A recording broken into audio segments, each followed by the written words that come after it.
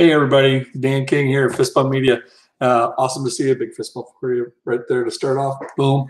I'd like to welcome everybody today to our little webinar.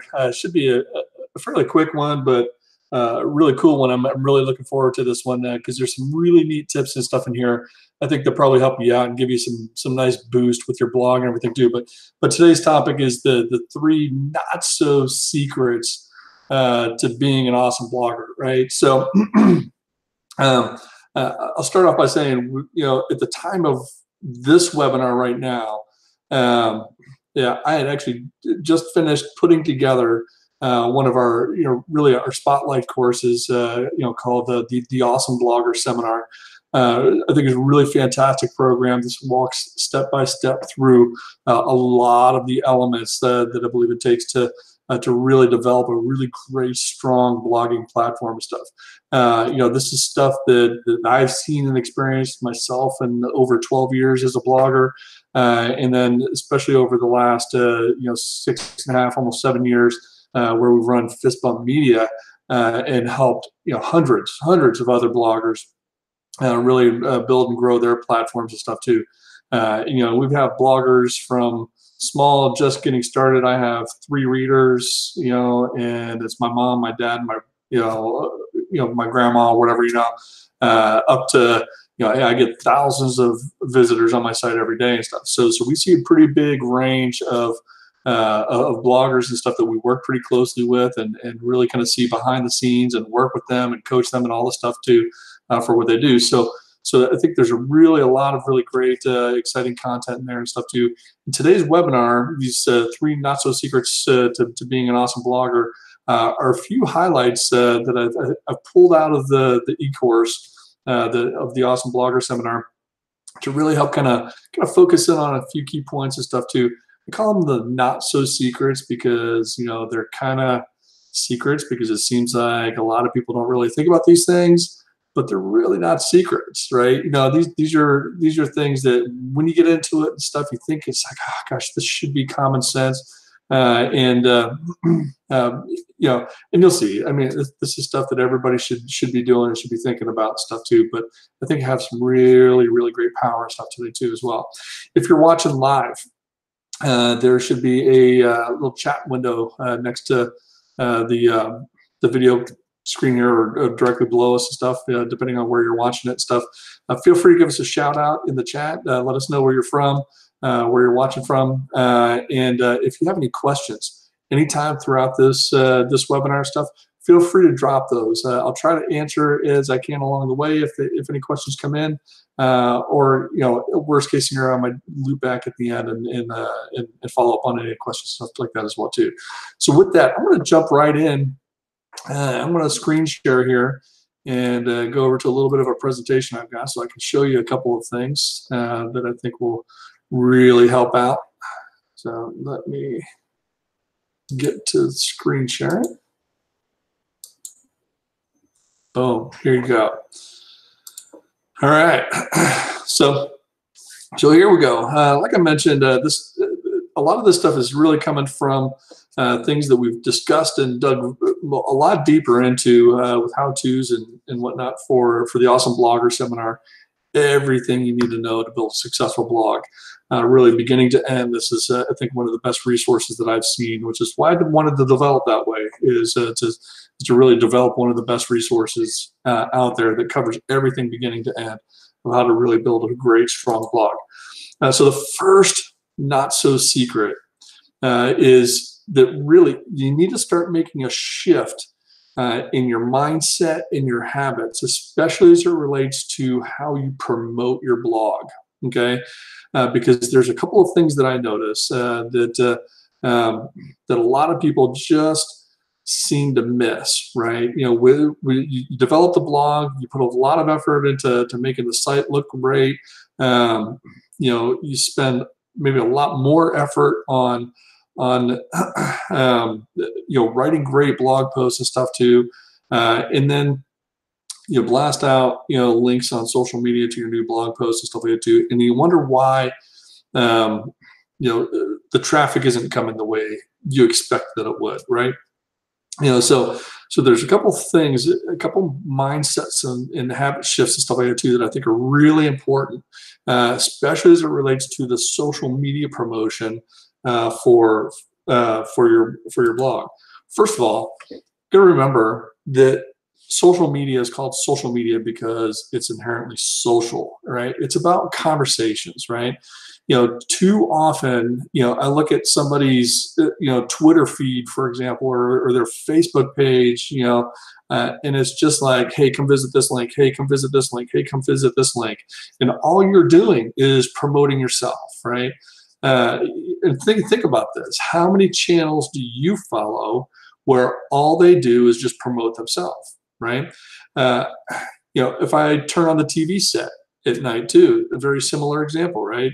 I don't turn on a TV, put it on a TV channel that just loads commercials all day, right? I don't want to sit and watch commercials all day. Some of them have, it's become an entertainment form as well too, and some are pretty funny and make you think and all that too. But really, do you want to sit down and just watch commercials? No, you watch it for the content. You watch it for the show, right? And it's the same thing with social media. And I use this picture here, right, too, because this is more what social media should feel like.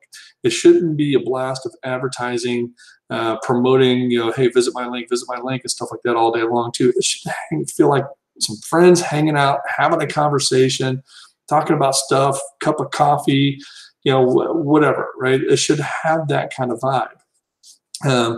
I've seen recently too some social media strategists really like to promote this idea, and I think this is really spot on too. I really like to promote this idea of, if you want to try to build your own presence and stuff, don't spend as much time focusing on sharing all of your links and blasting out to your social media accounts and stuff.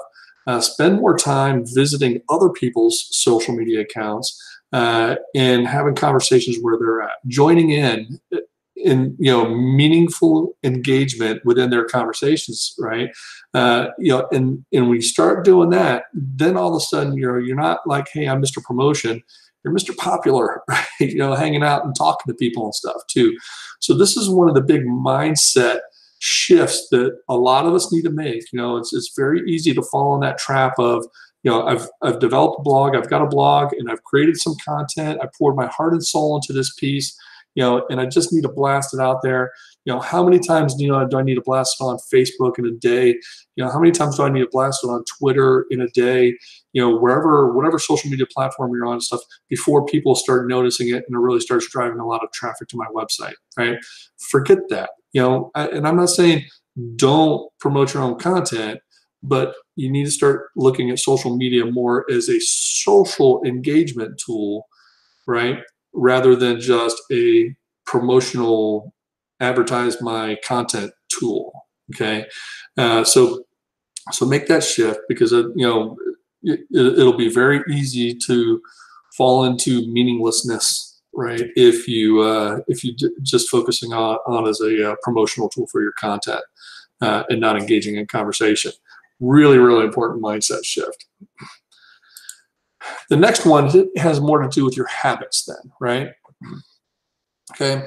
In this chart, this represents 80% in the red and 20% in the blue, right? You hear a lot of different versions of this, the big 80-20 rule. And here's our little blogging twist on this, right? Typically, what we see is that people will spend 80% of their time working on their content and then 20% of their time promoting it.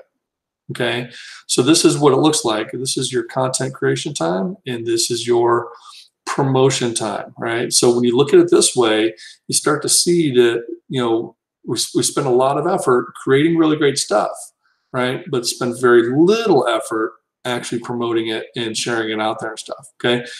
So what I want to shift is turn this model around and say, and by saying this, I'm not saying spend less time necessarily on developing content or skimp on the content. I don't want you to produce less good content, right? But what I do want you to think about is, how long does it take you to create the content? That should be your 20%, right? Your content creation should be your 20%, and then the rest of it should be your 80%, right? All of your promotional efforts and stuff should be what more dominates your time and stuff.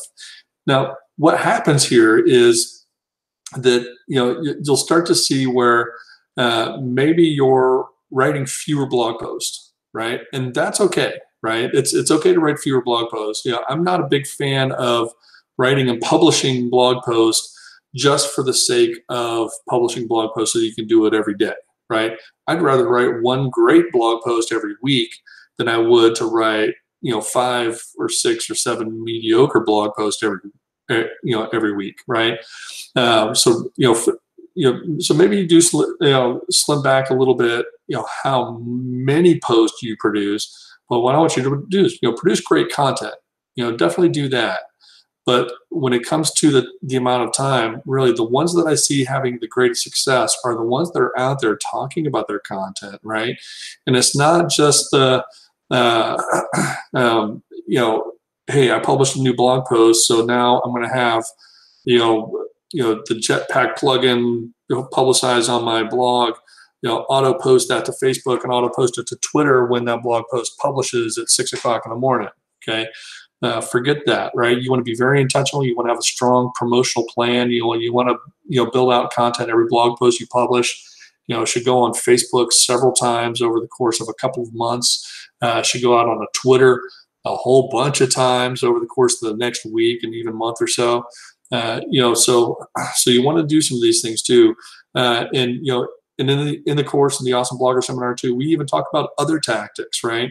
That really kind of build off of this whole idea of being part of conversations, right? Being social stuff. The more you get out there and do that kind of stuff, that is stuff that is actually benefiting and kind of leaning in towards your kind of 80% promotional time and stuff, right? So promotional time, don't be thinking that it's just how much time am I spending sharing links on social media and stuff. It's how much time am I spending out there trying to engage so that people will engage with my content as well. Okay, so big shift here, right? Shifting your 80-20 around to 20% on your content creation, 80% on your promotional. Okay, so a lot of big mindset shifts there and stuff too. And if you just do those two things, shift to being more social rather than promotional, and spending more promotion time than you do content development time. It's very little promotion and a lot on the content.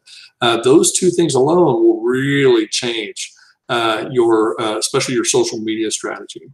Okay. Now, one of the other things I want to point out before I get to the next point too here is when I look at this 80-20, and I say the 80% focus on promotional stuff too, really there's two big key areas that I look at for promotion. One of them is social media, right? So go out, be social, engage, build great promotional plans and stuff like that too for how you do, promote your own content. But the other piece of the promotion side too is not on social media. It's probably your most valuable tool, and that's going to be with your email. Okay, so this kind of falls into that 80% range and stuff like that as well too when you think about your promotional schedule and stuff.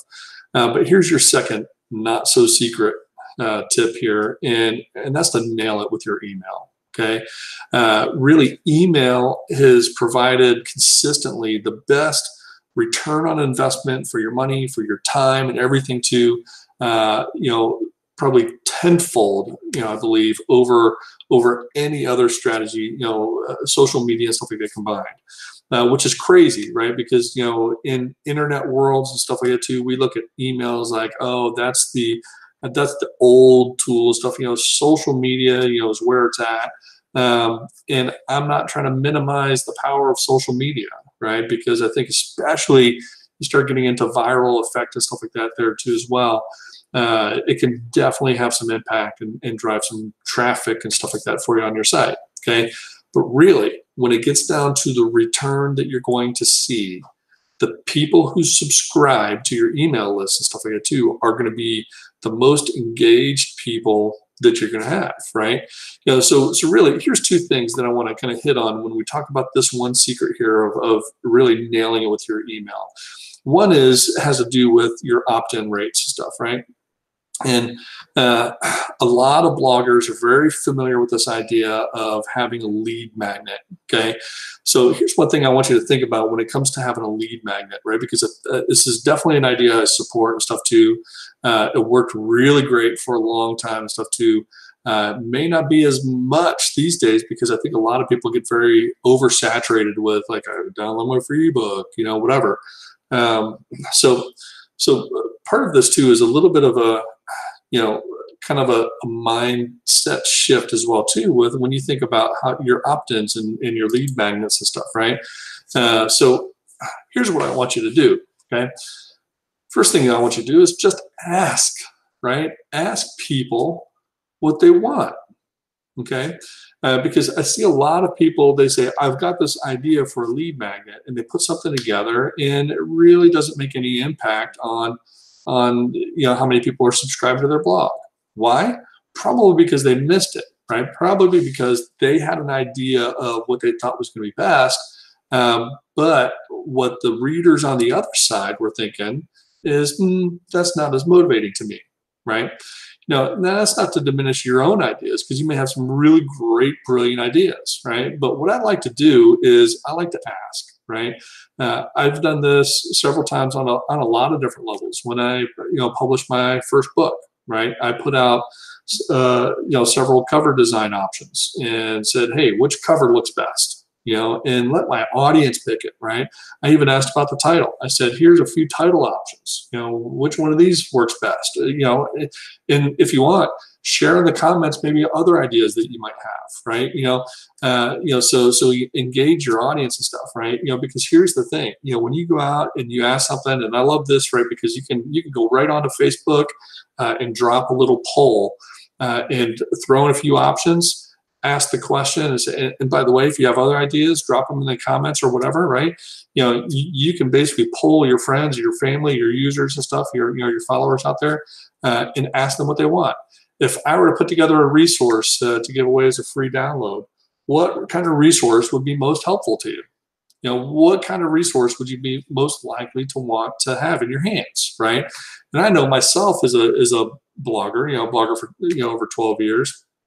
For those that know me, you know, I'm a faith-based Christian blogger, you know, and I write about a lot of stuff, you know, about what I think the Bible says about certain things and stuff too.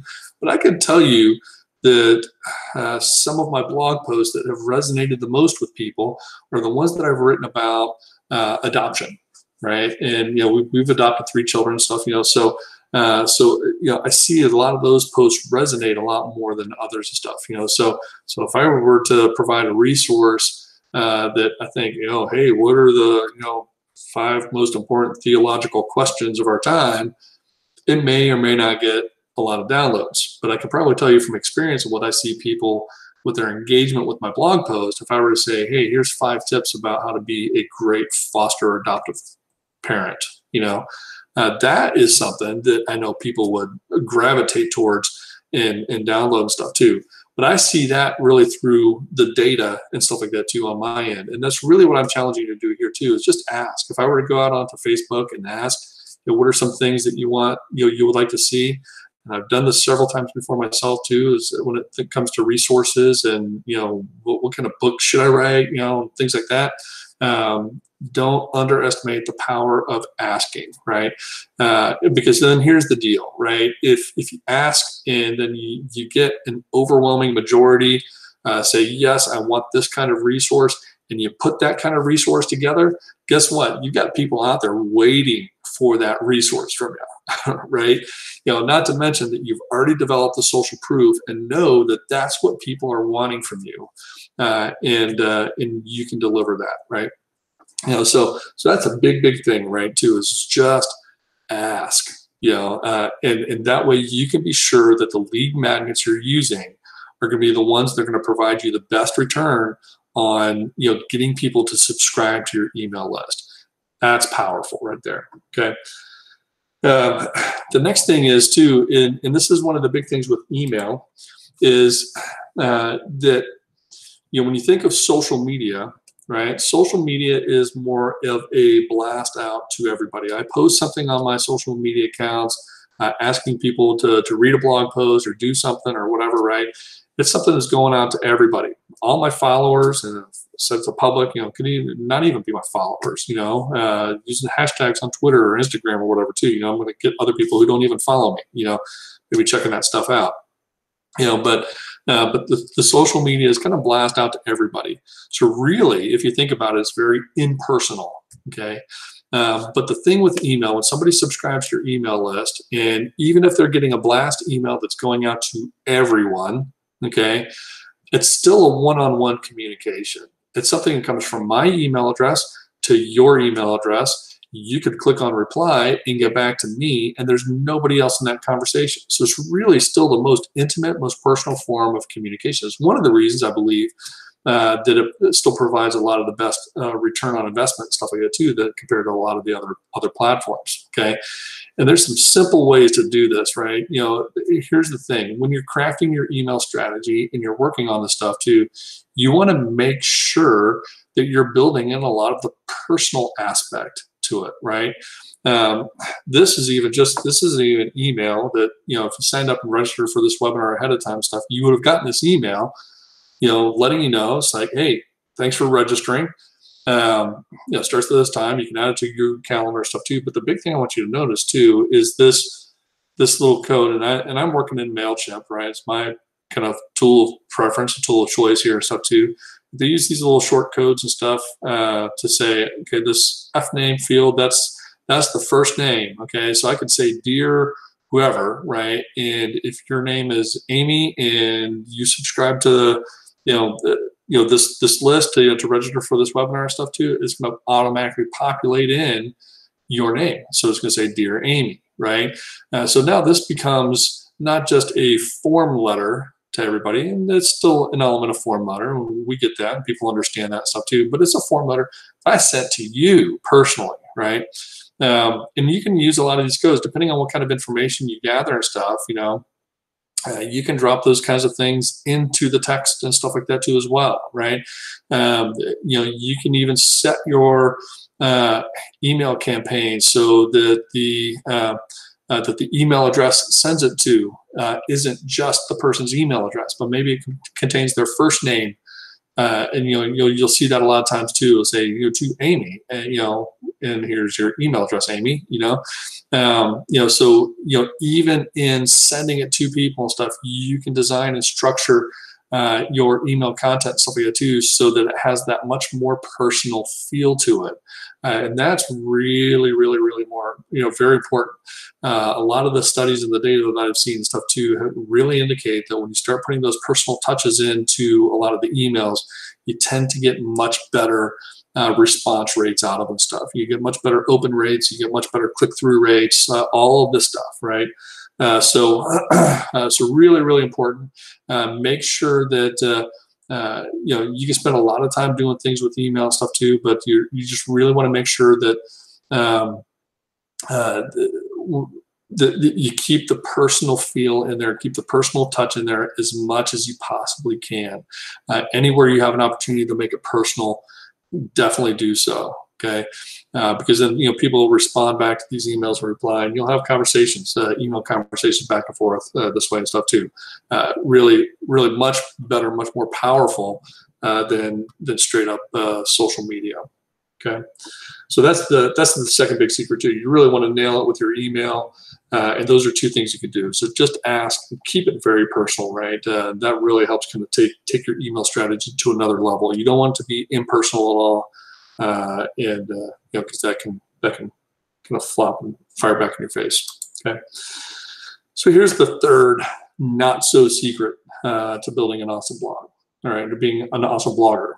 All right, and that's to create stepping stones. Okay, one of the things we talk about in the Awesome Blogger Seminar course is really watching the data, and you've already heard me talk about that a little bit here so far too, but you really want to watch the data and use that to help you kind of create a growth plan.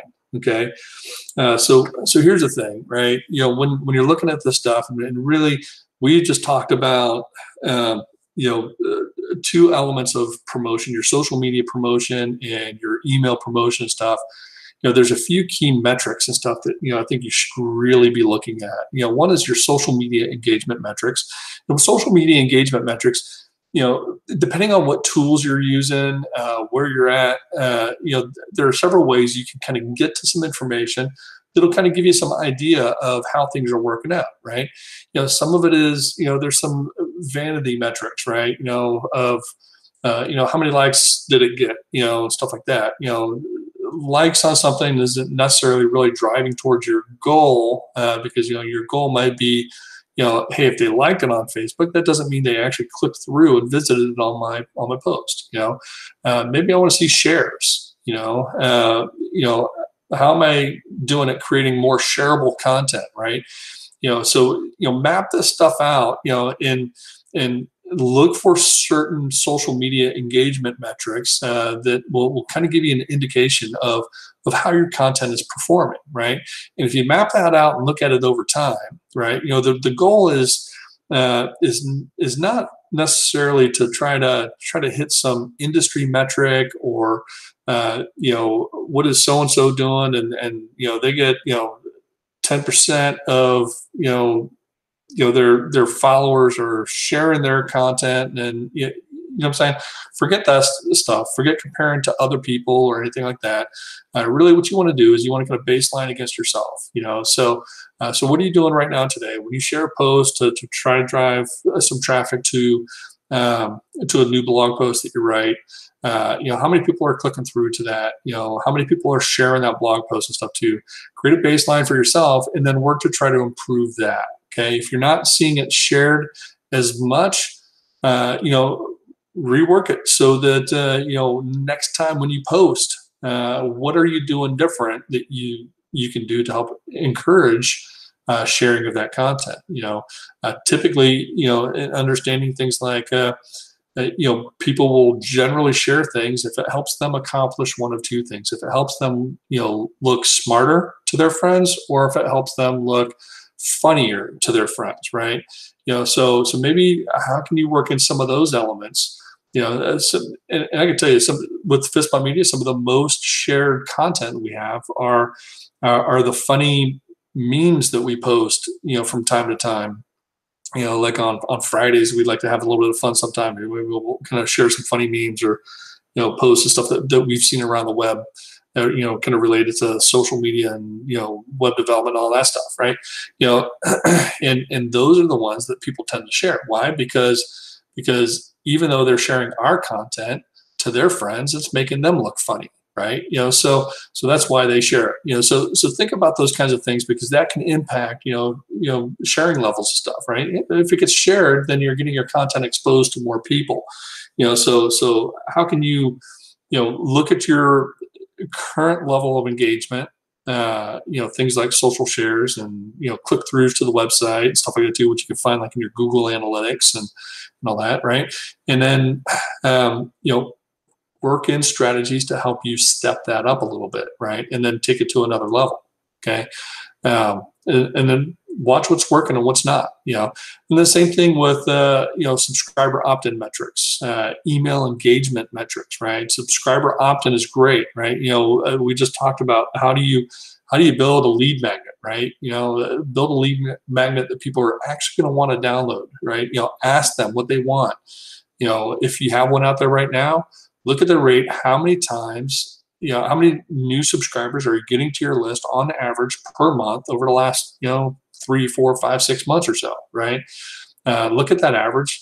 You throw a new subscriber opt-in, like a lead magnet tool, and say, hey, here's an ebook. Here's the ebook that everybody's been asking for, right? And you throw that out there, and does that increase your opt-in rate? Are more people subscribing to your blog now because you use this different lead magnet, right? The one that people said that they wanted. So watch for things like that, and and because you can continue to optimize. If you saw a big lift, then you're onto something, right? Maybe you're more onto the kind of niche and stuff like that people are digging about. And maybe the next time you ask a question and want to update your lead magnet, if you focused on one little niche, like I mentioned, like for me for adoption stuff too, maybe my next question is about, hey, I'm thinking about putting together another little free guide for adoption stuff. What aspect of this do you think would be most helpful to you, right? So um, you know, so you can continue to kind of step up your game a little bit every once in a while by building on previous data and building those stepping stones to incremental success, right? Because if I keep drilling in like that, hopefully my subscriber opt-in rate will not only see a jump from the first time I changed that, but maybe it'll see another jump because I'm digging deeper into a conversation. Maybe it ends up being a more helpful resource as a result of that. So you want to kind of create stepping stones for yourself so that over time you can work on incremental success like that. And again, email engagement metrics. Watch your reports for your emails to see how well they're doing when it comes to your open rates. Your open rates are going to have everything to do with the subject line on your email, right? If your open rates, you want to see some improvement there, change up how you do your subject lines. A lot of people do that stuff very automatic. Maybe it's time to go a little bit more manual and play with and test some things, to give you an idea of subject lines that will actually help increase the open rates, right? Because that's the first step. You don't want your email hitting somebody's inbox and they just delete it because the subject line didn't entice them to open. That's really the goal of everything, is to get them to do the next action. Once your email hits their inbox, your goal, once that email hits there, is to get them to open that email. Once they open that email, then a goal would probably be to have them click on something to maybe come over and read a blog post or something like that, right? So watch those metrics, and then continue to step up how you're doing to engage that stuff. Your click-through rate might be low, but if your open rate is really low, then you can expect your click-through rate to be low, right? So focus on optimizing, and doing better email subject lines for your blog posts, or the emails that you're sending out, and you improve that. Then focus on, the incremental growth and stuff like that too, and then focus on how can I improve then my click-through rate, and then keep working through those cycles and stuff. Once you make some changes and improvements and stuff, go back and say, all right, how's my open rate now, and is there something else I can do to make that even better and stuff. So look at those metrics, because these metrics will tell you a lot about what changes you need to make, where you're at right now, and create kind of a benchmark for yourself so that when you do something different, how much impact it actually made for you. Because you don't want to spin your wheels on stuff that is just not going to drive any change for you. Okay, it's okay to launch stuff and try some things that end up not creating any change, but you don't know if you're spinning your wheels, right? Because once you figure that stuff out too, what not to do, then you need to drop that and then, move on to the next thing, and then continue to build. Once you see some growth, continue to build on that number then, and see some growth. And in the course, the Awesome Blogger seminar, we cover a lot of different tactics and things like that, stuff that you'd be able to do to really kind of help you through a lot of that growth. Here's the other thing too, and we talk about this in the course, is when you think about success, right? A lot of times we have this expectation that we're starting at zero and we're building up to a certain point, and success looks just like that. So I'm going to do some things, then I'm going to see a certain amount of growth. I'm going to do some more things, I'm going to see a certain amount of growth. And it's going to be kind of a straight line until all of a sudden, you're kind of all the way up here to kind of really where you want to be, right? But in reality, the success, with the things that you do may not follow that path. A lot of times it might be, I put on a lot of effort, and then over time, maybe I saw a little bit of growth, right? And then put in a lot more effort, and maybe a little over time, yeah, I still saw a little bit of growth, but it's just nowhere near where I really wanted to be. I was kind of hoping that I'd be up here and have this many readers, but no, so I just kind of keep going and stuff. And then what happens is, over time, right? You keep doing the things that you need to be doing and stuff, and you'll experience some growth. It might be a little bit of growth and stuff too, but then what tends to happen with a lot of people, and I've seen this myself and stuff too, is that all of a sudden you keep doing the right things, and then boom, something, it's like the lid just came off this thing, and then all of a sudden, you're hitting like exponential growth and stuff too. But that happens over a period of time when you keep doing the right things that you need to be doing and stuff. And your growth may seem slower at first and stuff too, but you'll hit a point where then your growth is really going to start to accelerate beyond your effort and stuff too. So you'll get there, right? I shared this because it's also kind of a little bit of a mindset shift and stuff too, is really the best path to success is going to be just sticking with it and doing the right things over time consistently. And you'll get there, right? Even if it doesn't feel like it and some days are hard, I just want to encourage you, you will get there. I've seen some numbers too, even as it relates to publishing, right? Where I've seen statistics for some writers who are self-publishing just Kindle ebooks, right? And what happened is the first one they release and it does okay. Second one, they keep going. They publish another one and it does okay and stuff. And it's not really until they hit about the fourth one that they, fourth book, right? Think about this, the fourth book that they write and publish before stuff really starts taking off. And it's not just that book, but it starts taking off for everything. Okay. And so that's just another kind of illustration then of how continuing to do the right things over time may not pay off really big right away, but stick with it, manage your growth, keep going and stuff like that too, and then eventually you're going to see a boom. It's your efforts will catch up to you, and hopefully your success then will even exceed your expectations at some point, right? So yeah, think about that, because that's kind of a big deal, and we've seen that consistently over time with a lot of people. So with that, like I said, this webinar today, I mean, there's a few things that we talk on in the Awesome Blogger seminar. There's a few extra little bonus tips and stuff in here too, things that we didn't necessarily speak directly about and dig into the way we did here today. But one thing I want to make sure you guys know of and encourage you about and stuff too is that with the Awesome Blogger seminar, this is going to be an 8-session. There's about roughly hour-long webinars, for 8 sessions and stuff in these two, with a lot of extra tools and resources and stuff like that too, and really a plan from beginning to end that's gonna dive into helping you create the plan and the stepping stones that you need to really build a great blogging platform. And it's something I really believe in. Let's get off the screen sharing. Come back to me. Something I really believe into, and I know because I've seen it, right? I've experienced a lot of the growth myself, but I've seen the same stuff happen with a lot of other people too. A lot of we kind of put into the stuff is stuff that I kind of gleaned from other really successful bloggers and writers that we know and we work with, stuff we've experienced, stuff we've coached other people on, stuff too. So some really, really great tactics and stuff to help you kind of grow that blog and stuff. And with that, I'm not going to drag it out. It's not a big sales pitch. I do, I'm a big believer in the Awesome Blogger seminar because I know, and especially with some of the early kind of testers that we've had going through a lot of the sessions while we were recording them initially and stuff too.